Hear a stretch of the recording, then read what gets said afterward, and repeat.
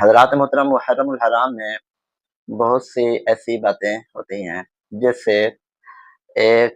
غیر مسلم بھی دیکھ کر حیرت زدہ ہو جاتا ہے کہ یار ان لوگوں کو کیا ہو گیا۔ مسلمان تو ظاہر ہے ایسے کاموں کی طرف نہیں جاتے اور جانا بھی نہیں چاہیے، جو جاتے ہیں وہ اپنی ان حرکات پہ نظر ثانی کریں کہ وہ کس کام میں مبتلا ہو گئے۔ مثال کے طور پر محرم الحرام میں بہت سے خواتین یہ منت مانتی ہیں کہ ہمیں اللہ تعالیٰ بیٹا عطا کرے یا ہمارا فلاں کام ہو جائے تو ہم تعزیہ بنائیں گے،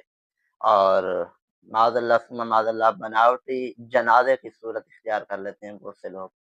اور کچھ خواتین وہ ہوتی ہیں کہ تعزیے پر جا کر اس طرح کی منتیں مانتی ہیں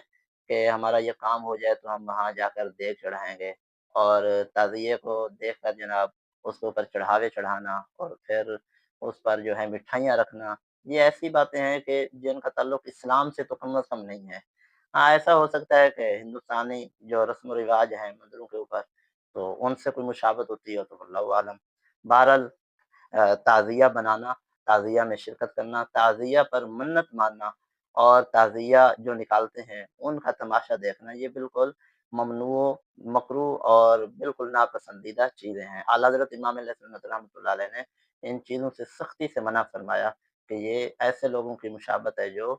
کربلا والوں کی شہادت کا مذاق بننے کا سبب بن رہے ہیں، معاذ اللہ ثم معاذ اللہ۔ اللہ تعالیٰ کربلا والوں کا صدقہ، اہل بیت کے اس اونچے گھرانے کا صدقہ ہم سب کو خرافات سے محفوظ رکھے، آمین بجاہ نبی الامین صلی اللہ علیہ وآلہ وسلم۔